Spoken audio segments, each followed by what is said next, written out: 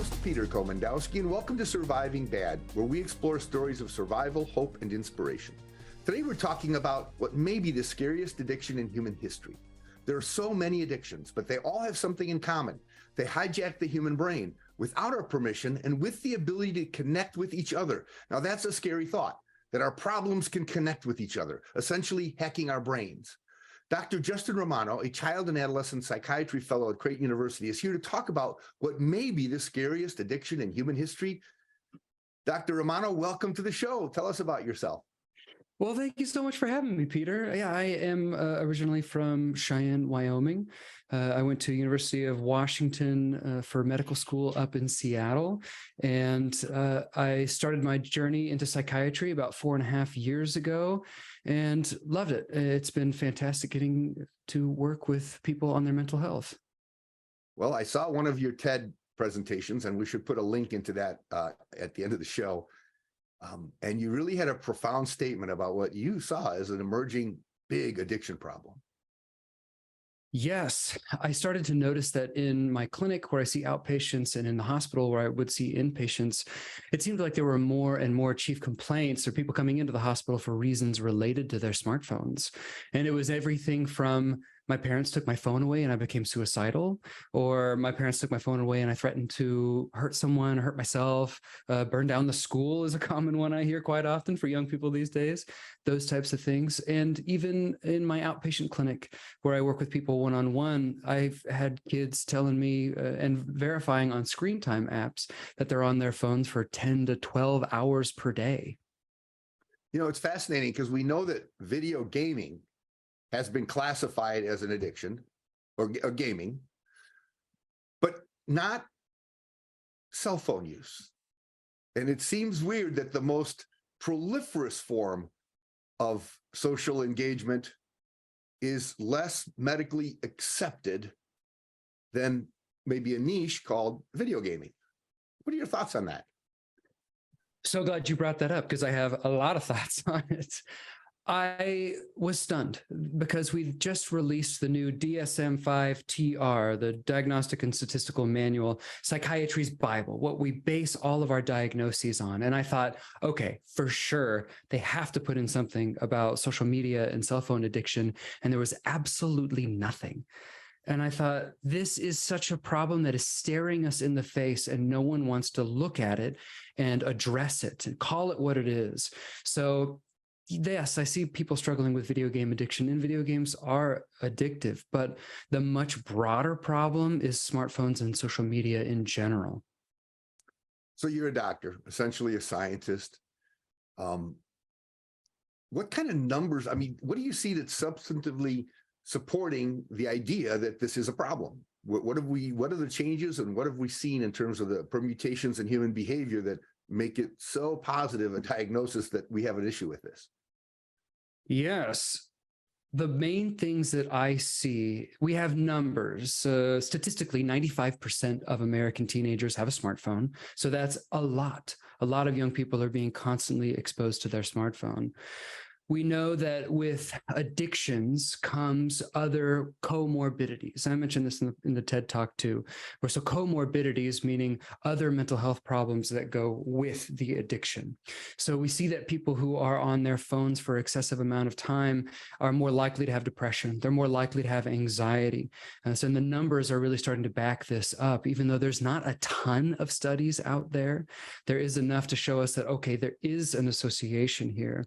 And then another good form of evidence that we have is that they have done functional magnetic resonance imaging, or fMRIs, on brains of people who are using their smartphones, and have shown that social media use, it has dopamine dumps in your addiction pathway, just like any other addictive thing or addictive habit or behavior. So there's lots of good evidence that says, like, we're not just trying to raise a bunch of red flags about something that doesn't exist. This is a big problem. So, you know, in sort of looking at young parents, teenagers, you know, you can see, okay, if I drink and I drive, that's combining risky behaviors. If I drink, I'm more likely to smoke marijuana or do some other drugs. You know, we know that risky behaviors tend to not only attract each other, but also cumulatively, you know, stack up in people's lives. but you don't really see people in general. The world's not walking around thinking my cell phone's a problem. Yet I will say, checking out research for the show, I've noticed that in all the studies of kids and behavior and mental health issues, suicide ideation, body image problems, correlated very much with 2012 and 13, which is when apparently over 85% of American teens had smartphones. So there seemed to be sort of a tipping point, a threshold there. That seems like a powerful claim for this being an addiction. Yes, I totally agree. This is such a new thing. It came on so fast. The iPhone was only introduced in 2007. And in that, 15 years, I'm not a math guy, but in that short amount of time, we went from no one having this technology to nearly everyone in an industrialized country having this technology in their pocket at all times. So it came on so incredibly fast. And what you mentioned, that yes, it does correlate with an increase in mental health issues, depression, and suicide. It's really hard in science to be able to say X equals Y, to say this is what leads to this. But and a lot of technology companies will latch onto that and say, like, well, we can't say for sure if that's what's going on. But it seems more and more obvious every day that that is the connection. Fascinating. We're going to take a short break and come back and continue our conversation with Dr. Justin Romano. Stay tuned. You don't want to miss this.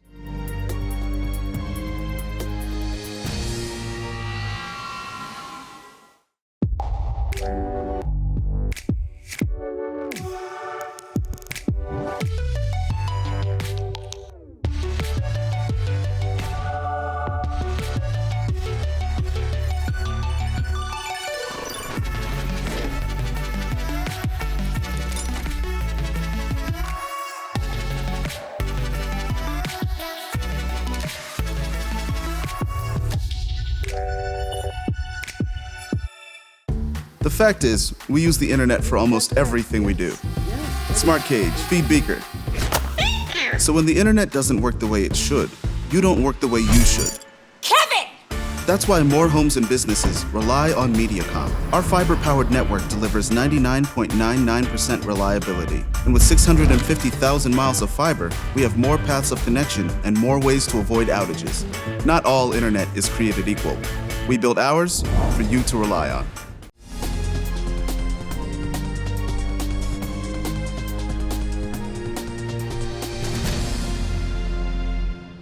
Welcome back to Surviving Bad. We're talking with Dr. Justin Romano about a movement like a pandemic that has changed the way we think and act, and how that power is built on the addiction to our digital devices. Now, Doctor, you talked about this as being an addiction. There are a lot of potential addictive things out there. How similar is the device interaction addiction to chemical and other addictions? Great question. In my TED Talk, I really try to build that foundation of, when you think about an addiction, what comes to mind? And most people, it's drugs, alcohol, it's substances. But there are also behaviors that can be highly addictive, like gambling, pornography, masturbation. Those types of things are wildly addictive as well, but not necessarily the first thing that comes to mind when you think about addiction. So yes, smartphones are constantly releasing dopamine in your brain that gets you hooked. And all of these addictive substances and behaviors work essentially the same way in your brain. There's one specific mechanism that involves the two areas of your brain, the ventral tegmental area and the nucleus accumbens, that light up with dopamine. They release a lot of dopamine. And that dopamine increases your drive and your desire to keep doing that thing over and over and over again. And that is essentially the neurologic basis of an addiction. You know, I've heard it mentioned that humans are sort of hardwired to be hunter-gatherers because we were in our evolution at one time. That was how we survived. We don't need to do that as much anymore, but we still have those instincts like shopping, which is a form of hunting and gathering. But now we add a cell phone to that and things like Amazon, and all of a sudden we short circuit the whole, the process of shopping. And research shows that people aren't as happy when they're shopping on their phone as when they actually go out and shop, yet they are still mostly shopping on their phones. How do you explain that? The convenience of it. It takes something. You made a great point there, where it used to take time. It used to take a lot of effort. It used to be something that you had to work for to get that reward, to feel like you found something good, you found a good deal. But now it's just so bombarded to you on your smartphone. Plus, these tech companies and social media, they have algorithms that specifically target you. They know all your information, they know all your interests and likes, and they know exactly what to advertise to you to make a quick sale. So you don't have that buildup. It's just like, oh, well, I guess I realized I need this my entire life, and so I'm just going to buy it right now. And it's too easy. It's too easy to get that big dopamine release, and it just kind of trivializes the whole experience of surviving, hunter-gathering, and shopping. Yeah, this comes to another idea, this sort of idea of Big Brother, where the analytics, once they get your eyeballs and your attention on a screen, they can measure so many things. And I think you mentioned in your talk, the idea that our apps and things hack our brains, which basically means they're getting into them without our permission, without our really knowing what they're doing, and they're changing our behavior. Is that true? Yes, in a lot of ways. The main one being that it essentially found a way to make social media, to make an app addictive by giving you perfectly timed posts of babies, of cute puppies, of things that interest you. Those little dopamine bursts are just like essentially little packets of something like heroin. Your brain gets used to it. It gets addicted to it. It really wants it. So the more you use, the more you feel that drive to use. And screen time slowly creeps up and up and up. So you're spending more and more time on your phone. You're spending less and less time in public, less and less time doing things like building skills, like playing guitar or drawing or something that's important to you. And it changes the way you shop. It changes so much about our behavior. It's really fascinating that I don't think any technology in the history of mankind has changed human behavior quite as much as the smartphone. You work with children and young adults, and I've always had a question about media use is, what's the first, the chicken or the egg? Did parents spend less time with their children and then the void was filled? Was it like a perfect storm for a society to grow virtually to take up that slack? Or did the media take the kids away from the parents? Good question. Yeah, I think it's probably a little bit of both. It's never always a black and white thing, but it seems like overwhelmingly. Smartphones, like I mentioned earlier, they just give you so much of that dopamine burst that nothing in the real world could possibly be able to give you that much dopamine. So it draws more and more of your attention. And the more you tune into that device, the less you tune out of your relationships and out of your world. That is really interesting. We're going to take a short break. We come back. We're going to continue to explore this fascinating, powerful, and almost dangerous relationship with cell phones with Dr. Justin Romano. See you all after the break.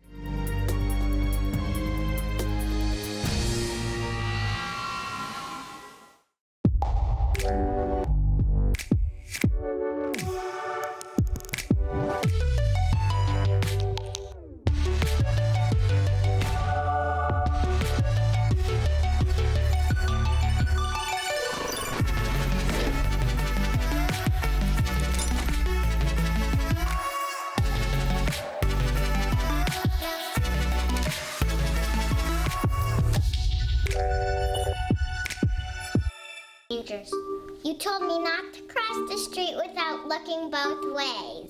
You told me not to touch the stove. You told me not to do drugs. You told me not to drink and drive. You gave me so many messages about how to stay safe. Why didn't you keep me safe by properly storing your gun?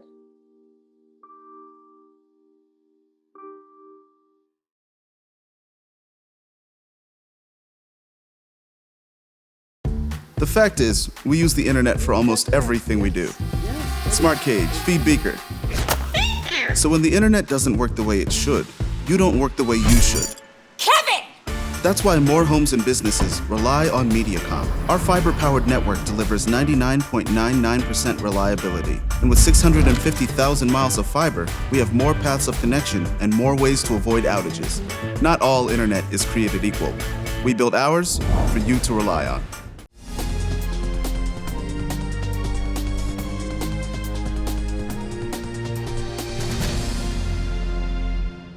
Welcome back to Surviving Bad. I'm your host, Peter Komendowski, and we're with Dr. Justin Romano talking about phone addiction. And addiction is a fascinating thing. If we look at cigarettes or alcohol, you think, well, if you know somebody's addicted to something like that, what's the first thing they crave in the morning when they wake up? Grab a cigarette or want a drink. The last thing they do before they go to sleep. And then I start wondering, well, if the first thing you look for when you get up in the morning is your cell phone, and the last thing you look at before you go to sleep, we have a lot in common with other addictions. So what happens in a world where 90% or more of Americans are users? We have a world of stigma and we have a world of denial. And we got a 90% base that's going to say, I don't have a problem with cell phones. Just imagine if 90% of the people were addicted to alcohol or opioids, what a mess this world would be in. Doctor, your thoughts? Yes. There is so much of that denial, especially when confronting an addiction. And any psychiatrist, anyone working in the mental health field knows that when you confront someone about any addiction, and usually in our line of work, it's with substances, drugs, and alcohol, that sort of thing. But there always is an element of denial, like, oh, I don't have a problem. That's not me. I could stop anytime I want. But then you ask, well, why don't you? Why don't you stop? And you're right. There are so many signs and symptoms that this is a real addiction. And typically we define any addiction by some of these signs, like feeling like you have to use it daily, having urges, cravings to use it, increasing your use over time, like your screen time going up over time, using it for more than you intended, making sure that your supply of the drug is always there, spending money on it that you might not necessarily have on it, continuing to use the drug even though it's causing problems in your life, and giving up on your social roles and giving up on the things that you used to love to use your smartphone. And I think a lot of people, when they hear those, they kind of have like, oh my gosh, like, okay, I do have some of those. And that's what I was hoping to get across with the TED Talk, is that, yes, we have to start thinking about smartphones as an addiction so that we can start to cut back on this and understand how powerful of an addiction this really is. And I wonder sometimes, because in essence, by definition, from a consumer product, we could call this a fad. Now, there are many, many good things that can be used, that technology can be used for, but we all know we don't use it for the best of things most of the time. But I did notice when talking to groups of kids in 5th and 6th grade, that some of them were looking at their parents and older brothers and sisters and not liking them using their phones all the time, or not liking them always being on their computers. In dealing with kids, because you specialize in kids and young adults, do you see some trending away from this because they can see, when you grow up in a household of alcoholics or smokers, you can see the damage it's doing? Are we seeing something like that happening? I don't have any specific objective data to back that up, but it makes sense. I think that young people are smart and they're so connection and attachment oriented and driven. And they see that smartphones are a huge wedge in between their relationship with their parents. When I was growing up, it was always like, hey, dad, hey, dad, hey, dad. And 9 times out of 10, he'd be like, yeah, what's going on? He'd give me his attention. And oftentimes that phrase of getting attention has a negative connotation, like, oh, it's a bad thing. But we are social beings. We need that attention. We are programmed to desire and to thrive on that attention. And phones, and smartphones in particularly, are taking away from our natural human desires to get that attention. So I'm hoping that people are starting to realize what this is doing and to start to maybe push back and say, okay, this is really not good for me. It's not good for my family. Let's make a change. That's an interesting way to look at it. And I too hope that happens. But when we're talking about so many people that are using these tools,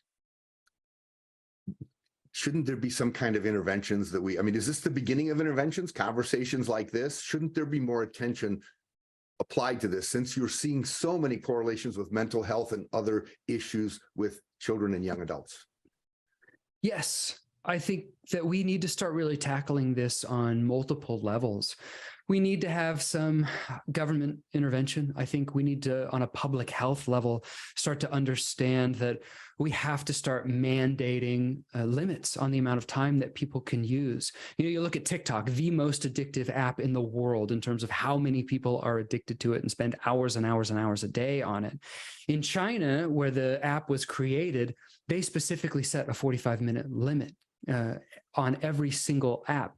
So kids cannot overuse it. But in America, they just let the American kids soak all of it up and get more and more addicted and spend more and more time on it. So I think, yes, we need to really address this and become more aware of how we can start to turn this around. Well, thank you. After a short break, we're going to ask Dr. Romano to share some final comments, insights, and inspiration. Stay tuned. You don't want to miss this.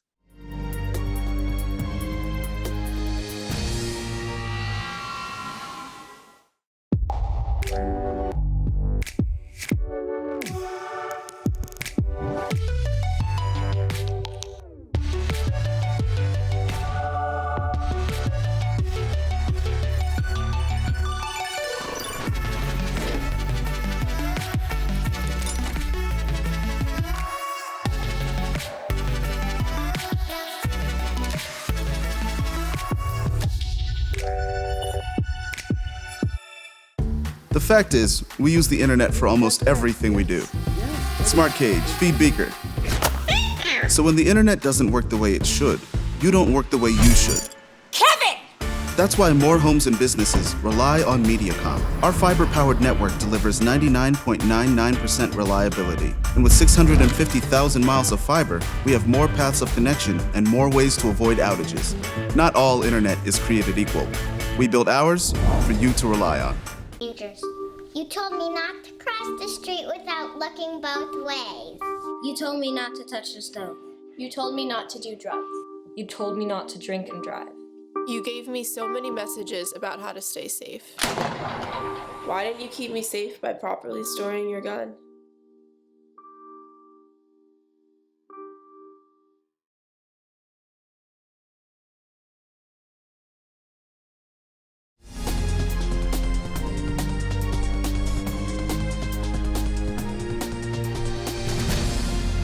Welcome back. Today on Surviving Bad, we're talking about our fascinating, powerful, and dangerous relationship with cell phones, cell phone addiction. Let's see what insights, advice, and inspiration Dr. Romano has to share with us. Doctor? Thank you. Well, I know I talked a little bit about how government has to step in and maybe set some public health regulations, but it's really on us to start making those pushes, to start saying, hey, we're tired of this. We want something to happen. And right now, there's just not a lot of tools for parents to be able to put a stop on this. Screen time apps aren't mandatory. They're not always encouraged. Sometimes they're a little bit confusing. They're not at baseline. You have to download new ones. I know Apple has one built in, and you really have to make sure that if you do use those apps that you set strong passwords, because kids aren't dumb. They will just figure out the password and turn off the screen time limiting apps as well. So in terms of things that parents can do on an individual basis to try and help stop the bleeding, if you will, on this problem, is screen time limiting apps. I think that's a good thing. Trying to take a little sabbatical or a break from screens and your phone. For example, on a weekend, say a Saturday or Sunday, if I'm not working, if I'm not expecting any calls, I'll try and leave my phone on a table in the other room. So it's not with me all the time. I can't pick it up every time it buzzes or dings. I can check it from time to time, see if anyone called, see if I need to do anything, but make an intentional break from the phone. Give my brain a rest. I think that's an important thing that I wish families would start doing more of. But it needs to be multiple sides. I think the main thing that any of us can do as a society is start to hold tech companies accountable for what they're doing. You look at the tobacco companies throughout the whole smoking epidemic, and what really drove change there was people stepping up, people filing class action lawsuits and saying, stop advertising to our children, stop making these so appealing to children. And that really helps reduce smoking. So I think we need to start holding these tech companies accountable and say, you're making our children addicted and you're changing our society. You've had unlimited profits from this for years and years now, but we're tired of it. We're standing up. Yeah, I liken it to inviting somebody to sell your child cigarettes in your living room, or coming to your living room and saying, hey, try a beer. You're 12 now. You should do this. Because what all parents know is that we can't play the games and do the stuff that our kids can do. So what we're doing is we're letting the actual merchant train our children in how to use the very tool that makes them viable economically. And that's abdicating quite a role for a parent, to let a stranger teach their children simply because they're attached to this technology. Yeah, we're essentially giving tech companies, and I hate to sound like a conspiracy theorist, but major corporations who are profit-driven, unlimited access to our young people to advertise whatever they want, to get them interested in whatever they want. They just have too much freedom to mold the minds of our young people and an entire young generation. But maybe not just young people. I see it happening to me. That's true. It's everyone. It's just particularly worrisome in young people for me, because once those neural pathways are established when you're young, they're wildly hard to change. Well, let's think about this now. I'll ask you one final question here. I know that you recently became a father, and it's going to be a while before you get to these devices, and the world might change a little bit more. But when you think about exposing your child to devices, even at a very young age, what are your thoughts? What are you going to do knowing what you know? You got to be realistic.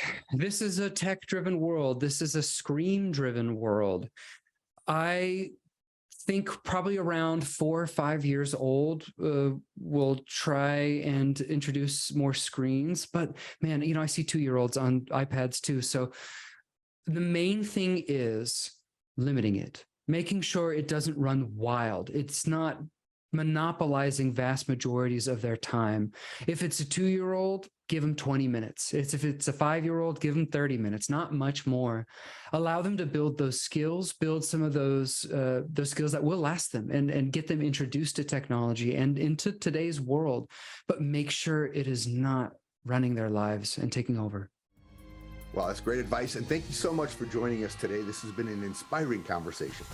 And thank you all for watching. Check out our website at healthyiowa.org and keep your eye on MediaCom MC22 for our next episode of Surviving Bad, where we explore stories of survival, hope, and inspiration on MediaCom MC22, your local programming leader.